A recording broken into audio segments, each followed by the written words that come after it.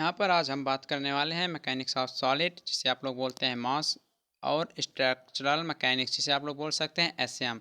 अगर बात करें मॉस की, तो मॉस जो है आपका आता है मैकेनिकल स्टूडेंट में, जो है मैकेनिकल इंजीनियरिंग के स्टूडेंट हैं। एंड जो स्ट्रक्चरल मैकेनिक्स आता है वो आता है सिविल इंजीनियरिंग के स्टूडेंट के लिए। ठीक, तो इसमें हम चैप्टर 2 आज पढ़ाने वाले हैं, तो सब पूरा डिटेल्स आज आपको बताया जाएगा। इसमें आपका थर्ड सेमेस्टर का यह बुक है, चैप्टर 2 है प्रतिबल एवं विकृति, स्ट्रेसेज एंड स्ट्रेंस। इसका आज पार्ट फर्स्ट आ रहा है, तो आप लोग हमारे साथ बने रहिएगा लास्ट तक। पूरा एकदम डिटेल से बताया जाएगा ये सब क्या होती हैं, और आपको हम टॉपिक वाइज हर एक टॉपिक का चित्र सहित पूरा विस्तार से समझाते हुए चलेंगे। आप लोग समझते हुए चलेगा। अगर नहीं समझ में आता है तो आप लोग हमसे कमेंट करके पूछ सकते हैं। तो चलिए वीडियो को करते हैं स्टार्ट, देखते हैं हमें फर्स्ट टॉपिक क्या है इस चैप्टर में। तो फर्स्ट इसमें आपको पढ़ना पड़ेगा इंट्रोडक्शन, मतलब इस चैप्टर में हम क्या पढ़ने वाले हैं। तो आपको हम बता दें, इसमें आप पढ़ेंगे सबसे पहले इंट्रोडक्शन में कि फोर्स क्या होता है, लोड क्या होते हैं, स्ट्रेस स्ट्रेन क्या होती हैं, और उसके बाद वक्र क्या होते हैं, सब इसमें आपको पढ़ाया जाएगा। तो देखते हैं इंट्रोडक्शन में आपको क्या पढ़ना है। लेकिन इसको स्टार्ट करने से पहले आपको हम बता दें, जितने लोगों ने हमें 99 19 87 52 53 पर व्हाट्सएप करके डिप्लोमा थर्ड सेमेस्टर के सब्जेक्ट का पीडीएफ मांगा है, उनको 12 अगस्त से 16 अगस्त के बीच में जितने सब्जेक्ट के उन्होंने पीडीएफ की बात की है, उतने सब्जेक्ट के पीडीएफ उनको उनके व्हाट्सएप नंबर पर प्रोवाइड करा दिया जाएगा। तो अब तक बहुत से स्टूडेंट मैसेज कर चुके हैं, और वो लोग चिंता ना करें, 12 से 16 अगस्त के बीच उनको पीडीएफ प्रोवाइड करा दिया जाएगा। तो आप लोग जो स्टूडेंट अभी बचे हुए हैं, जिनको पीडीएफ चाहिए थर्ड सेमेस्टर की हर सब्जेक्ट की डिप्लोमा के, तो वो लोग इस नंबर पर मैसेज करके पीडीएफ प्राप्त कर सकते हैं, और 12 से 16 अगस्त के बीच उन्हें पीडीएफ प्रोवाइड करा दिया जाएगा। तो चलिए वीडियो को करते हैं स्टार्ट। इंट्रोडक्शन में आपको बता दें क्या क्या होता है। तो यहाँ पर जैसे इंट्रोडक्शन में आप लोग जानते हैं, कोई भी बॉडी जो होती है, कोई भी जो बॉडी होती है वह परफेक्टली रिजिड नहीं होती है। मतलब कोई भी जो पिंड है वह पूर्ण रूप से दृढ़ नहीं है। मतलब उसमें अगर हम फोर्स लगाते हैं तो कुछ न कुछ उसमें डिफॉर्मेशन ज़रूर होता है। ठीक, इंट्रोडक्शन के अंतर्गत आपको बता रहे हैं जैसे कि दृढ़ बॉडी क्या होती है। ठीक, आपको हमने बताया था अभी इसके जस्ट पिछले वीडियो में ही आपको बताया था रिजिड बॉडी क्या होती है, अन्य सभी बॉडीज़ हैं उसमें। उसके बाद आपका अनेक प्रकार का उसमें फोर्स बताया गया है, अभी जो फर्स्ट चैप्टर गया है उसमें। तो आप लोग फर्स्ट चैप्टर का वीडियो ज़रूर देखिएगा, आपको प्लेलिस्ट मिल जाएगी। Third semester MOS and SM नाम से प्लेलिस्ट बनी हुई है, वहाँ पर जाकर आप फर्स्ट चैप्टर तैयारी कर सकते हैं। तो इसमें बताएंगे इंट्रोडक्शन में, जैसा कि आप लोग जानते हैं कोई भी बॉडी पूर्ण रूप से दृढ़ नहीं है। उस पर अगर हम बाहरी फोर्स लगाते हैं तो उसके साइज एंड शेप में कुछ ना कुछ चेंज ज़रूर हो जाता है। मान लीजिए कोई यही एक बॉडी है, मान लीजिए बॉडी है, अगर इस पर हम कोई फोर्स लगा रहे हैं या और इसे खींच रहे हैं बहुत तेज़ी से, या इस पर हम किसी हथौड़े से प्रहार कर रहे हैं, तो इसके बॉडी के शेप एंड साइज में कुछ ना कुछ चेंज जरूर हो जाता है। तो ये सब इंट्रोडक्शन के अंतर्गत आता है। तो स्ट्रेसेज एंड स्ट्रेन में भी आपको यही सब पढ़ाया जाएगा। तो चलिए इसमें फर्स्ट टॉपिक आता है आपका फोर्स। तो आप लोग जानते ही होंगे फोर्स क्या होता है, आप लोग बहुत पहले से ही पढ़ते आ रहे हैं फोर्स होता क्या है।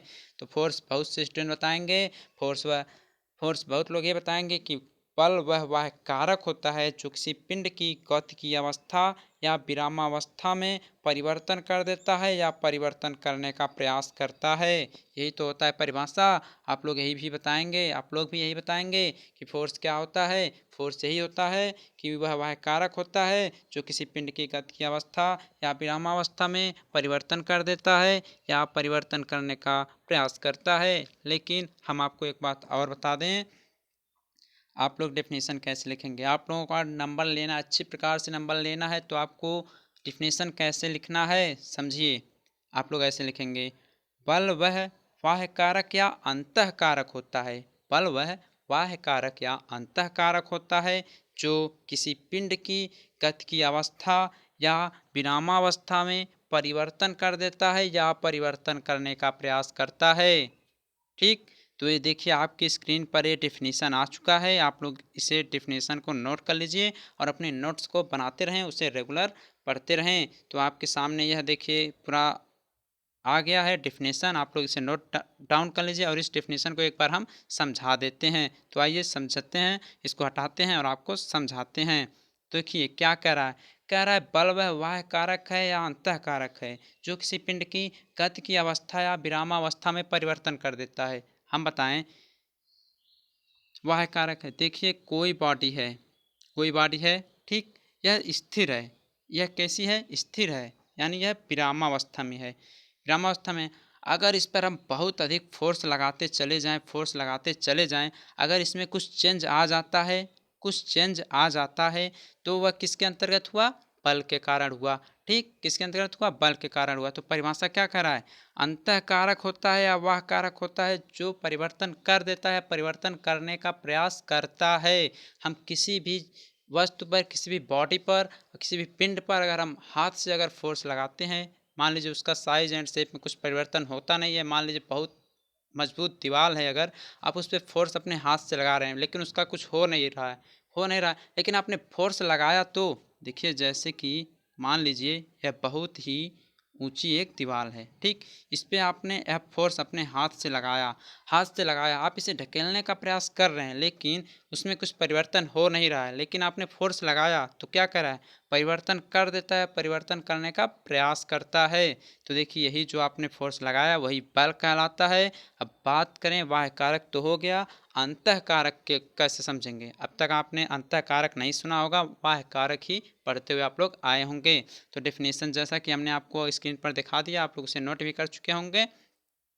तो कैसे समझते हैं, मान लीजिए आप किसी कुर्सी पर बैठे हैं, मान लीजिए आप किसी कुर्सी पर बैठे हुए हैं, तो ये जो है इसका जो लगा रहता है उसमें एक लंबा सा डंडा लगा रहता है, आप लोग हाथ रखते हैं, तो अगर उसको हम बहुत तेज़ी से फोर्स लगा रहे हैं, उस पर बहुत तेज़ी से अगर हम इस डंडे को दाब रहे हैं, नीचे की तरफ दाब रहे हैं, लेकिन उसका शेप जो है चेंज नहीं हो रहा है, यानी उसमें अंदर से कुछ न कुछ फोर्स, मतलब उसमें जनरेट हो रहा है, कुछ ना कुछ फोर्स उसमें जनरेट हो रहा है, इसलिए वह जो है आपका चेंज नहीं हो पा रहा है। आप दीवार को ही ढकेल रहे हैं लेकिन उसमें कुछ चेंज नहीं हो रहा है। तो यही सब फोर्स होता है, फोर्स को हमने बता दिया। एक बार फिर से डेफिनेशन सुन लीजिए, बल वह बाह्य कारक या अंतः कारक होता है जो किसी पिंड की गति की अवस्था या विरामावस्था में परिवर्तन कर देता है या परिवर्तन करने का प्रयास करता है। और गति की अवस्था के लिए बात करें, कोई गाड़ी गतिशील है, कोई गाड़ी है चल रही है, अगर हम फोर्स लगाकर इसे यहाँ तक जाना था, यहाँ तक न जाने के लिए यहीं पर इसको फोर्स लगा के रोक दें तो वह गति की अवस्था में फोर्स कहलाएगा। तो आशा करता हूँ आपको यह समझ में आया होगा। और आपको ये भी बता देते हैं कि इसकी यूनिट्स क्या होती है, इसकी इकाई क्या होती है, इसकी इकाई क्या होती है उसको हम देखते हैं। तो इसकी जो एम के एस पद्धति में इकाई होती है, किसमें, एम के एस सिस्टम, मतलब एम के एस पद्धति में जिसकी यूनिट होती है वो होती है किलोग्राम। यहाँ आप लोग फोर्स लिख सकते हैं, ठीक, किलोग्राम फोर्स इसकी क्या होती है, यूनिट होती है, किसमें, एम के एस पद्धति में। और आपको बता दें एसआई में, एसआई यूनिट जो इसकी होती है, एसआई यूनिट जो इसकी होती है वो होती है न्यूटन, न्यूटन होती है। आपको इतना समझ में आया होगा। और आपको ये भी बता दें, ये जो KGF लिख रहा है आपका, 1 kilogram force is equal to कितना होता है, 1 kilogram force is equal to होता है 9.81 न्यूटन होता है, जो कि आप लोग लिख सकते हैं लगभग किसके होता है, 10 न्यूटन के बराबर माना जाता है। 1 किलोग्राम फोर्स 10 न्यूटन के लगभग माना जाता है। तो आपको ये सब समझ में आया होगा, अगर आया होगा तो आप लोग पूरा डेफिनेशन नोट डाउन कर लीजिएगा। बल वह बाह्य कारक या अंतः कारक होता है जो किसी पिंड की गति की अवस्था या विरामावस्था में परिवर्तन कर देता है या परिवर्तन करने का प्रयास करता है। एम के एस पद्धति में यूनिट किलोग्राम फोर्स, एसआई में न्यूटन, और 1 kilogram force is equal to 9.81 newton होता है, जो कि नियर अबाउट होता है 10 न्यूटन के बराबर। तो आपको इतना समझ में आ गया होगा। चलते हैं कुछ स्पेशल यूनिट्स आपको लर्न करनी है। जैसे आप लोग जानते हैं 1 kg इज इक्वल टू 1000 ग्राम, तो यही सब आपको यूनिट बताया जाएगा, जो से आप लोग नोट करके लर्न करेंगे, उसके आधार पर आपको न्यूमेरिकल क्वेश्चन सॉल्व कराया जाएगा, इसलिए आप लोग पहले उसे नोट डाउन कर लीजिए। ये कुछ स्पेशल यूनिट्स हैं, आप लोग स्क्रीनशॉट लेकर रख सकते हैं। जैसे कि आप लोग जानते हैं 1 किलो न्यूटन जो होता है वह 1000 न्यूटन के बराबर होता है, और जो 1000 न्यूटन होता है वह 100 केजी के बराबर होता है, आप लोग इसे लिख सकते हैं। एंड 1 टन जो होता है वह 100 केजी 1000 केजी के बराबर होता है, जिसे आप लोग लिख सकते हैं 10 के पावर 4 न्यूटन या 10 किलो न्यूटन आप लोग लिख सकते हैं। उसके बाद होता है 1 मेगा न्यूटन, जिसे आप लोग 1 mn बोलते हैं, इसके बराबर में हो सकता है 10 के पावर 6 न्यूटन। और ये जो बराबर लिख सकते हैं आप लोग किसे लिख सकते हैं 1 मेगा न्यूटन को ही आप लोग लिख सकते हैं 10 के पावर 3 किलो न्यूटन। और इसको हम एक और लिख सकते हैं 10 के पावर 5 किलोग्राम फोर्स भी आप लोग इसे लिख सकते हैं, किसको 1 mn को। तो ये सब स्पेशल यूनिट्स होती हैं जो आपके न्यूमेरिकल क्वेश्चन में काम आने वाली हैं, तो आप लोग इसे नोट डाउन जरूर कर लीजिएगा। उसके बाद 1 kPa यानी 1 kilo pascal, kilo pascal equal to कितना होता है 1 किलो न्यूटन पर मीटर स्क्वायर, इक्वल टू होता है किसके 10 के पावर 3 न्यूटन पर मीटर स्क्वायर, बराबर किसके होता है 10 के पावर 3 पास्कल। कोई पूछेगा 1 किलो पास्कल या 1 kPa में कितना पास्कल होता है, तो यानी 10 के पावर 3 पास्कल होता है। अगर कोई पूछे 1 किलो पास्कल में कितने न्यूटन पर मीटर स्क्वायर होते हैं, तो 10 के पावर 3 न्यूटन पर मीटर स्क्वायर होते हैं किसमें 1 किलो पास्कल में। आगे चलते हैं 1 MPa क्या है 1 MPa यानी 1 मेगा पास्कल में 1 मेगा न्यूटन पर मीटर स्क्वायर होता है, या 1 न्यूटन पर mm स्क्वायर लिख सकते हैं, या लिख सकते हैं 10 के पावर 6 पास्कल, या लिख सकते हैं 10 के पावर 6 न्यूटन पर मीटर स्क्वायर। तो देखिए ये सभी यूनिट्स चेंज करके लिखी गई हैं, आप लोग भी नोट डाउन करके इसे लर्न कर लीजिएगा। अब यहाँ पर बता दें, यहाँ पर आपको पास्कल दिख रहा है, यहाँ पर भी पास्कल दिख रहा है, लेकिन आपको ये नहीं पता है एक पास्कल होता कितना है। तो एक पास्कल इज इक्वल टू होता है 1 न्यूटन पर मीटर स्क्वायर। ये सब यूनिट्स सॉल्व करके निकाली गई हैं, आपको बस लर्न कर लेना है और एग्जाम्पल के तौर पर क्वेश्चन सॉल्व करना है।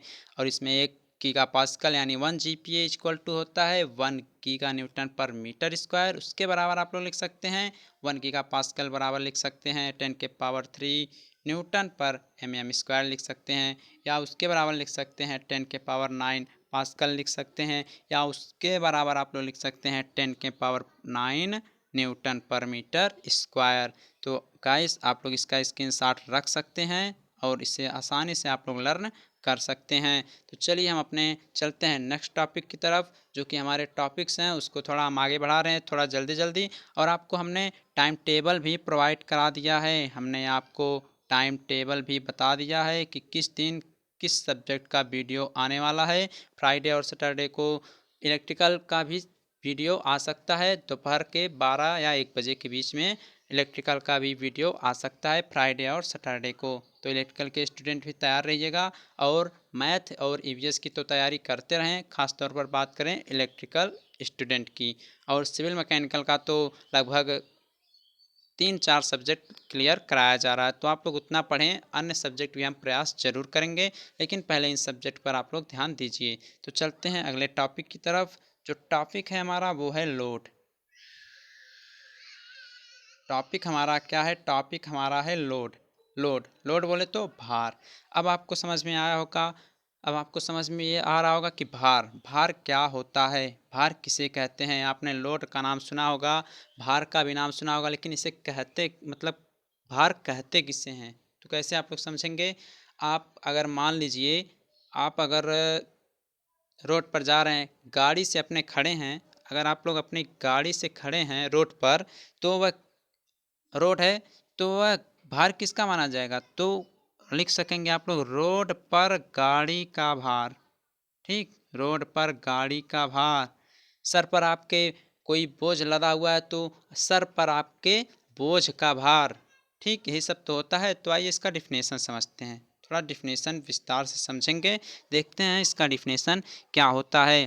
तो डिफिनेशन के लिए अगर हम बात करें, जैसे कि जो आपके मशीन बनाए जाते हैं या उसके जो सांचे बनाए जाते हैं, उसको बनाने के लिए आपको क्या करना पड़ता है, उसके कई अंगों को जैसे काट पीट कर अवयवों को, चलिए आप लोग ऐसा समझिए, आप लोग देखिए आपके स्क्रीन पर यहाँ पर एरो के माध्यम से आपको बता दे रहे हैं। यहाँ पर देखिए आपका डेफिनेशन आ चुका है। किसका डेफिनेशन है? ये डेफिनेशन है लोड का, यानी लोड का। किसका डेफिनेशन है? लोड का। लोड किसे कहते हैं आप लोग नोट डाउन कर लीजिए। जो सभी, लिखिएगा, सभी ढांचे तथा मशीनें आपको यहाँ पर स्क्रीन पर दिख रहा है, इसको हम समझा दे रहे हैं। तो स्क्रीन पर क्या दिख रहा है? दिख ये रहा है, सभी ढांचे तथा मशीनें जैसे मकान, पुल, मोटर आदि क्या है, कई अंगों या अवयवों को इस प्रकार जोड़कर बनाए जाते हैं कि वे लाभकारी उद्देश्य की पूर्ति कर सकें तथा बाह्य बलों को भी सहन कर सकें। अवयवों पर लगने वाले विभिन्न प्रकार के बलों को हम लोग क्या कहते हैं? विभिन्न प्रकार के बलों को हम बोझ कहते हैं। या आप लोग लिख सकते हैं सीधे, अवयवों पर लगने वाले विभिन्न प्रकार के बलों को क्या कहते हैं? बोझ कहते हैं। तो हटाते हैं इस डेफिनेशन को, आप लोग नोट भी कर चुके होंगे। तो आइए अब समझते हैं डेफिनेशन को। क्या कह रहा है? सभी ढांचे तथा मशीनें कई अंगों या अवयवों को इस प्रकार जोड़कर बनाए जाते हैं कि वे लाभकारी उद्देश्य की पूर्ति कर सकें। अब हम आपको बता दें, यहाँ क्या कहा है? ढांचे मतलब शेप को बता दिया, एंड ये बताया उसके अंगों, अंग मान लीजिए कोई मशीन बनाया जा रहा है, अंग मान लीजिए कोई मशीन बनाई जा रही है, क्रेन हो गया आपका मान लीजिए, तो क्रेन में पहिए लगे हैं, उसका जो आगे का मुंह के टाइप बना होता है, जिससे कोई गाड़ी खराब होती है उसको उठाकर ले जाता है, तो उस पर फोर्स लगता है कि नहीं? आप लोग समझ रहे होंगे, फोर्स लगता है। तो उसको जब हम जोड़कर बनाते हैं, उन सभी अंगों को जोड़कर हम बनाते हैं, तो हमारी क्रेन बनकर तैयार होती है। मतलब एक एक पार्ट को हम जोड़कर बनाते हैं, उसके बाद हमारी गाड़ी बनकर तैयार हो जाती है। तो गाड़ी जब रोड पे जाएगी तो जो उसके सभी पार्ट लगे हुए हैं, देखिए अगर हमने गाड़ी को एक एक पार्ट जोड़कर बना लिया और हमारा मान लीजिए कार के पार्ट को, सभी एक एक पार्ट को जोड़कर हमने बना लिया, तो हमारा कार बन गया, पूरा कंप्लीट तरह से कार बन के तैयार हो गया। ठीक, कार तैयार हो गया। तो जो हम उसमें पार्ट लगाए हैं, मान लीजिए उसमें जो शीशा हमने लगाया, तो शीशे का भी कुछ भार रहा होगा। ठीक, उसमें पहिया लगाया, पहिए का भी कुछ भार रहा होगा। ठीक, उसमें जो उसके कवर को लगाया, कवर का भी कुछ भार रहा होगा ना। तो उन सभी भार को जब लगा के हमने एक कार को बना लिया, उन सभी भार को लगाकर जब हमने एक कार बना लिया, तो क्या जो कार बनेगा उसका कोई भार रहेगा? कैसे रहेगा? उसमें उसी कार के भार में आपका कवर का भार जोड़ दिया जाएगा, शीशा जोड़ दिया जाएगा, पहिया जोड़ दिया जाएगा। तो यही सब जोड़कर तो कार का एक निश्चित भार हुआ है। तो वही भार हम बता रहे हैं, जब गाड़ी रोड पर जाएगी तो रोड पर गाड़ी का भार, यही होता है भार। तो एग्जाम्पल के लिए आप लोग लिख सकते हैं, जैसे पुल पर गाड़ी का भार। कोई पुल है, उस पर आप कोई पुल है, इस पर आप गाड़ी खड़े कर दिए हैं, तो इस पर क्या हुआ? वह पुल पर गाड़ी का भार कहलाएगा। और एग्जाम्पल लिख सकते हैं, क्रेन द्वारा उठाया गया भार। क्रेन द्वारा उठाया गया भार, कोई गाड़ी खराब हो चुकी है, उसे हम उठा ले रहे हैं क्रेन से, तो क्रेन क्या कर रही है? क्रेन का कोई अंग जो है भार को ही तो उठा रहा है, भार को ही तो उठा रहा है। ठीक, आप अपने सर पर बोझ को उठाते हैं तो क्या कर रहे हैं? आप हाथ से तो उठाएंगे, तो मतलब कहा क्या है? सबसे पहले हाथ से तो आपने बोझ को उठाया है, किससे? हाथ से। तो वही सब भार कहलाता है। इसलिए यहाँ पर अंग और ढांचे लेकर हमने आपको समझाया है। आपने डेफिनेशन लिख भी लिया होगा। एग्जाम्पल के तौर पर आप लोग लिख लीजिएगा, पुल पर गाड़ी का भार, क्रेन द्वारा उठाया गया बोझ इत्यादि। ठीक, थोड़ा अब चलते हैं आगे। ये सब देखिए आप लोग समझ लीजिएगा। टाइप्स ऑफ लोड क्या होता है? इसमें देखिए कई प्रकार के होते हैं, आपके 4 टाइप यहाँ पढ़ने हैं आपको टाइप्स ऑफ लोड में। तो सबसे पहले पढ़ेंगे dead load and live load. Dead load and live load, तो देखिए ये क्या होते हैं? Dead load and live load क्या होते हैं? तो आपको हम बता दें, सबसे पहले आप लोग डेफिनेशन लिख लीजिए, उसके बाद हम उस डेफिनेशन को समझा देते हैं। तो आपको डेड लोड हम बता रहे हैं। तो डेड लोड, देखिए डेड लोड, इसका डेफिनेशन आपको यहाँ पर दिख रहा है, आप इसे नोट डाउन कर लीजिए। किसको? डेड लोड को। तो डेड लोड क्या होते हैं, इसको हम समझते हैं। डेड लोड की हिंदी बोलें तो अचल भार। क्या बोल सकते हैं? अचल भार। तो अचल भार क्या होता है, इसको आप लोग को हम समझाते हैं।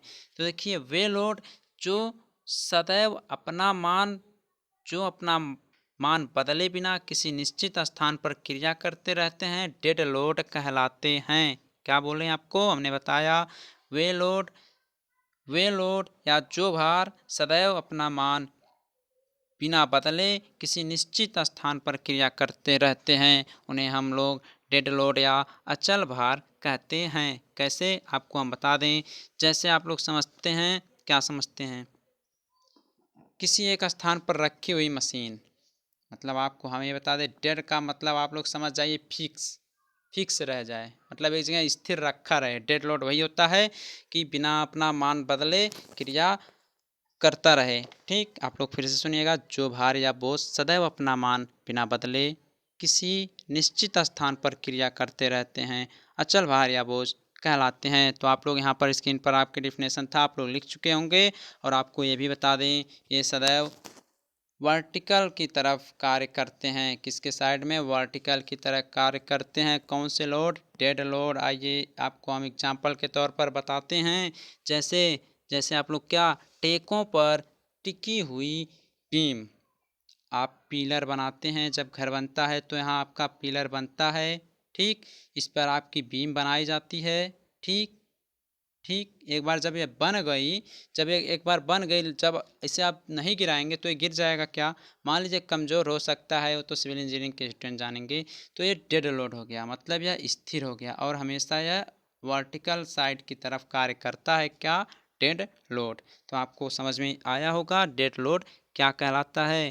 डेड लोड कहते किसे हैं? तो ये हो गया आपका डेड लोड। मतलब डेड लोड का हिंदी समझ लीजिएगा, अचल भार यानी स्थिर रहे, जो मतलब भार स्थिर रहे। ठीक, उसे हम लोग क्या कहेंगे? Dead load. लाइव लोड अब पढ़ना है। लाइव लोड, लाइव लोड क्या होता है इसको समझते हैं। लाइव लोड, लाइव लोड का अगर हिंदी की बात करें तो होता है चल भार। आप लोगों ने बहुत सुना होगा कि आज मोदी जी लाइव आ रहे हैं, आज हमारे सर लाइव आ रहे हैं। तो लाइव आ रहे हैं तो मतलब क्या? लाइव आ रहे हैं तो मतलब क्या? तो समझते हैं हम लोग लाइव लोड्स।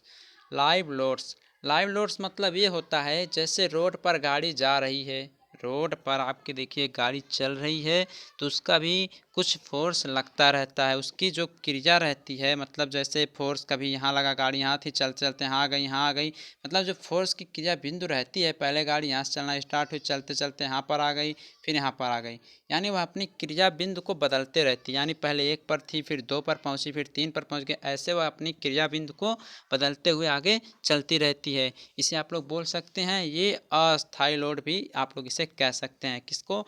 लाइव लोड्स को। यानी आप लोग लिख सकते हैं डिफिनेशन में, इन लोड्स को हम अस्थाई लोड भी कह सकते हैं और इनका जो मान रहता है, क्रिया बिंदु जो रहता है, वह स्थिर नहीं रहता, यह स्थिर नहीं रहता। तो आपको समझ में आ क्या होगा। डिफिनेशन देखिए लाइव लोड्स का आपके यहाँ स्क्रीन पर आया है, आप लोग इसे नोट डाउन कर लीजिए। ठीक, नोट डाउन कर लीजिए। और आप लोगों को हम बता देते हैं एग्जाम्पल, एग्जाम्पल के तौर पर आप लोग लिख लीजिएगा। सबसे पहले तो आप लोग लिख लीजिए, जैसे कि आप लोग जैसे गाड़ी का ही लिख लीजिए, गाड़ी लिख लीजिए, चलती हुई गाड़ी। ठीक, तो आप डिफिनेशन लिख चुके होंगे और एक दो एग्जाम्पल आपको हम और बता देते हैं। और जैसे आप लोग लिख सकते हैं चलते फिरते व्यक्ति, मतलब जो व्यक्ति चलते रहते हैं उनका भी भार, पहले मान लीजिए यहाँ कुछ और था, यहाँ पर कुछ और था, ये हो गया। चलती हुई रेलगाड़ी का भार, यानी रेलगाड़ी पहले यहाँ थी, कुछ और था, फिर यहाँ से फोर्स यहाँ आ गया, मतलब भार उसका ये हो गया, ये हो गया। तो ये सब लाइव लोड्स, मतलब जो क्रिया बिंदु हमेशा उनकी बदलती रहती है। मान लीजिए यहाँ से यहाँ चला गया, यहाँ से यहाँ, हमेशा उसकी क्रिया बिंदु चलती रहती है, बदलती रहती है। और ये अस्थाई फोर्स के अंतर्गत आते हैं। अस्थाई भार भी आप लोग इसे बोल सकते हैं। तो आपको डिफिनेशन हमने लिखा दिया, डिफिनेशन भी आप लोग लिख चुके होंगे। चलते हैं आगे, देखते हैं और कौन कौन से फोर्स हमारे लगने वाले हैं। सेकंड है axial and transverse loads. Axial and transverse loads, जिसे आप लोग बोल सकते हैं, एक्सियल का मतलब हो गया अक्षीय भार, एक्सियल का मतलब हो गया अक्षीय भार, और ट्रांसवर्स का मतलब हो गया अनुप्रस्थ भार। क्या हो गया? अनुप्रस्थ भार। अक्षीय भार और अनुप्रस्थ भार, ये हो गया। तो समझते हैं एक्सियल लोड क्या होता है और ट्रांसवर्स लोड क्या होता है, समझ लेते हैं। तो एक्सियल लोड, एक्सियल लोड बोले तो अक्षीय भार, हमने आपको बताया ना, अक्षीय भार, अक्षीय भार किसे कह सकते हैं, एक्सियल लोड किसे कहते हैं। तो एक्सियल लोड वो लोड होते हैं जो किसी पिंड की लंबाई के अक्ष पर उसकी समांतर दिशा में क्रिया करते हैं। मान लीजिए ये है, ठीक, ये कोई है, अब इसकी अक्ष यही तो है, यहाँ पर कोई फोर्स काम कर रहा है, तो क्या कर रहा है, उसकी लंबाई की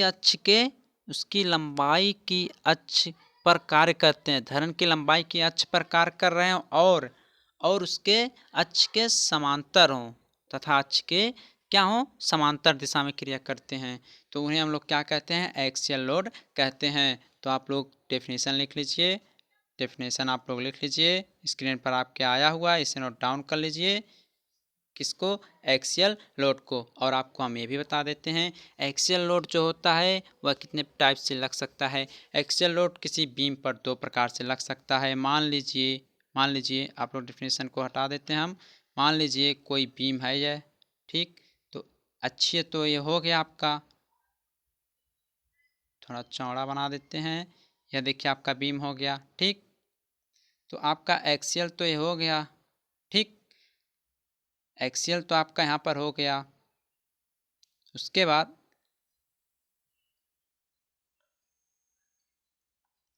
फिर से बताते हैं आपको, देखिए हो गया आपका एक्सियल लोड, यहाँ पर आपका लग गया, इसके बीच बीच में एक्सियल लोड हो गया जिसे आप लोग अच्छी बार बोलते हैं।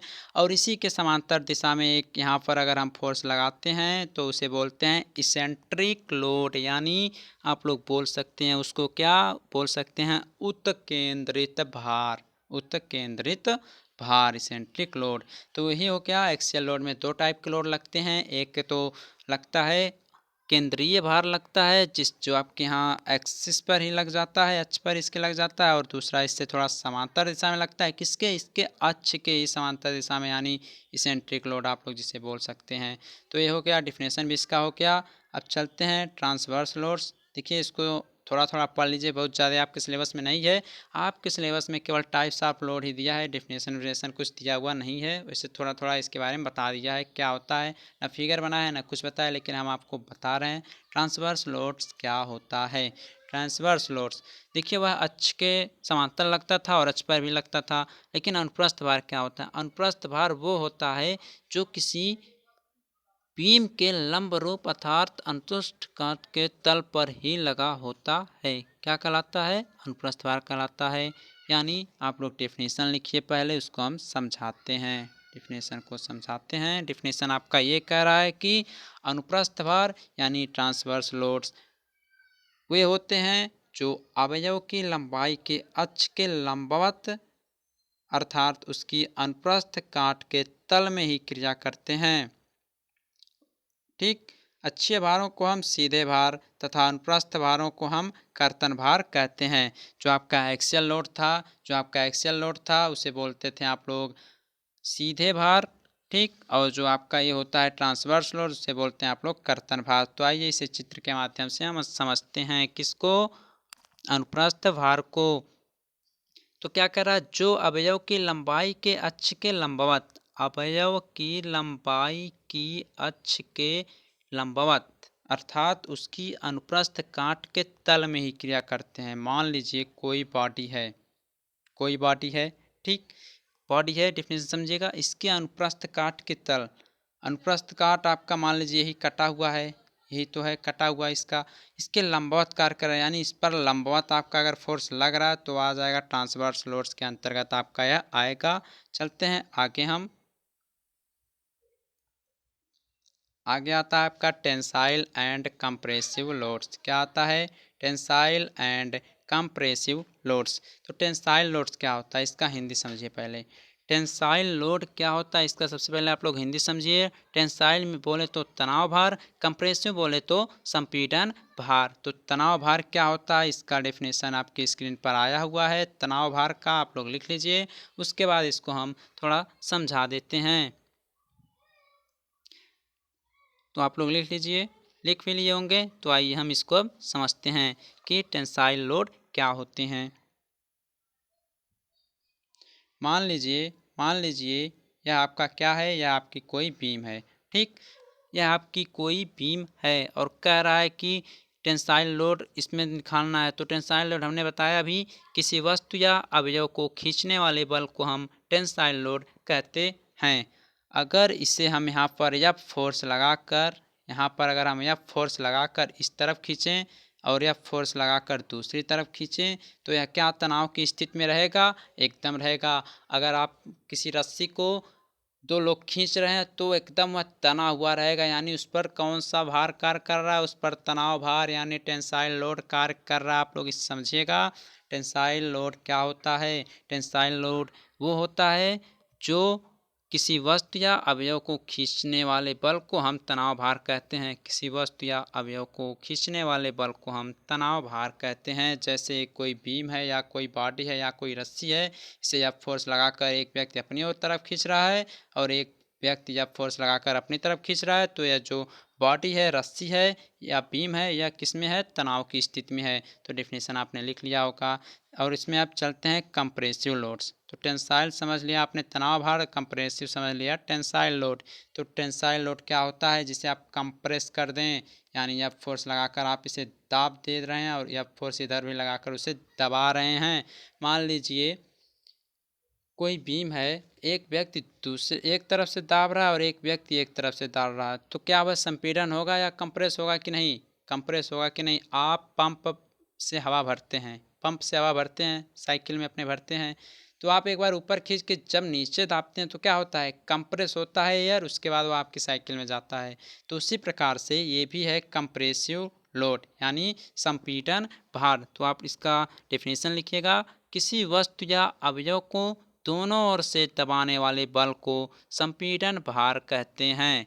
किसी वस्तु या अवयव को दोनों ओर से दबाने वाले भार को हम संपीड़न भार या कंप्रेसिव लोड कहते हैं। जैसा कि आपको यहाँ चित्र में दर्शाया गया है, आपको ये भी समझ में आ गया होगा। चलते हैं अगले टाइप्स की तरफ। तो अगला टाइप्स है शियर लोड्स और शियर फोर्स, यानी कर्तन भार या कर्तन बल। कर्तन भार या कर्तन बल देखते हैं। आपका कर्तन भार क्या होता है? कर्तन भार, कर्तन भार आपको कुछ समझ में आ रहा होगा। कर्तन क्या होता है पहले बताइए, कर्तन क्या होता है? कर्तन आपने कैंची चलाया होगा, कैंची चलाया है ना? कैंची चलाया है तो आप देखिए ये कैंची का मान लीजिए मुख्य पॉइंट है, एक इधर लगा रहता है। भाई हम कैंची तो नहीं बना पाएंगे, एक इधर लगा होता है। ठीक, जब चलाते हैं तो ये दोनों पोर्शन फर्स्ट और सेकंड है, जब जुड़ते हैं तो यहाँ एक दूसरे को क्रॉस करते हुए चलते हैं कि नहीं? यानी ये ऐसा है, जब चलाएंगे तो ऐसे आएगा, एक ऐसे इसी तरह क्रॉस करेगा कि नहीं? जब काटेंगे तो दोनों आपस में मतलब एक नीचे से आएगा, एक ऊपर से आएगा। ठीक, इसी प्रकार से तो आएगा।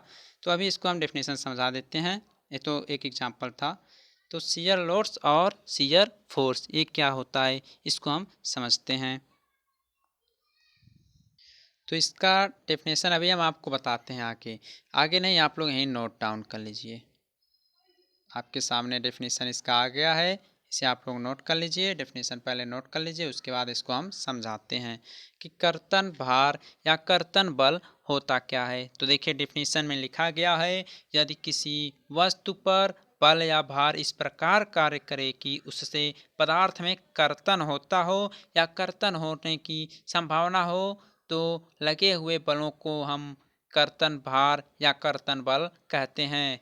डेफिनेशन आपने लिख लिया, आइए इसको समझते हैं कैसे। तो एक फिगर बनाते हैं, यहाँ पर हम एक फिगर बनाकर आपको बता देते हैं कैसे।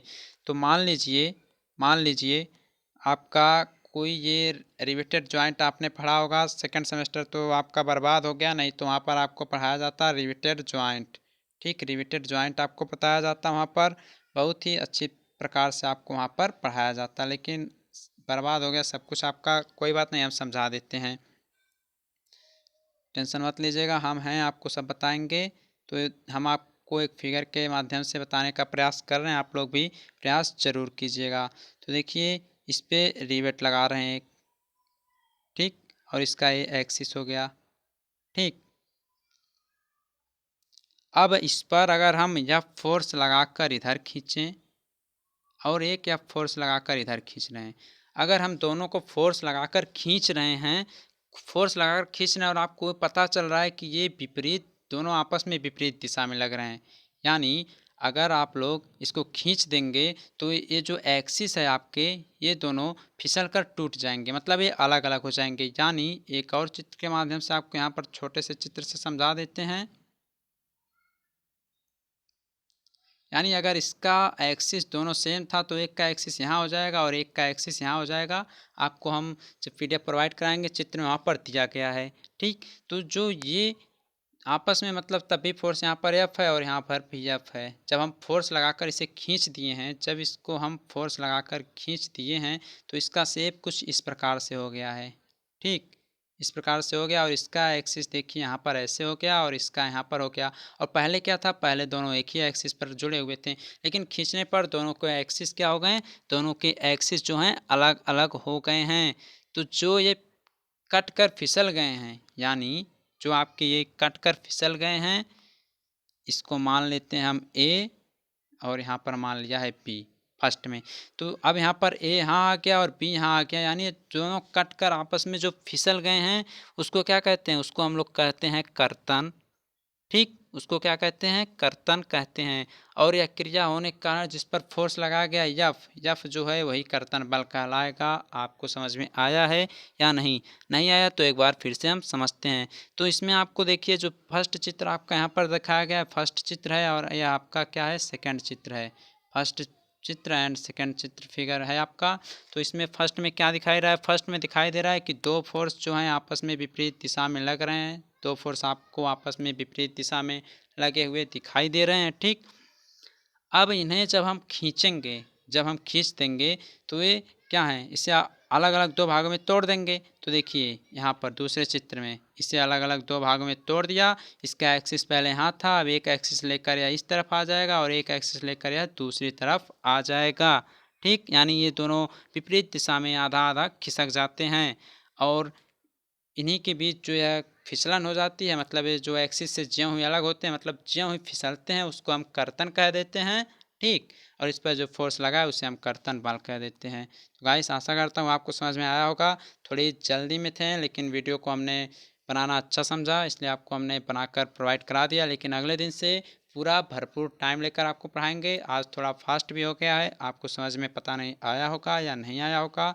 यदि आया होगा तो आप लोग इस वीडियो को अधिक से अधिक लाइक कमेंट शेयर जरूर कीजिएगा। धन्यवाद।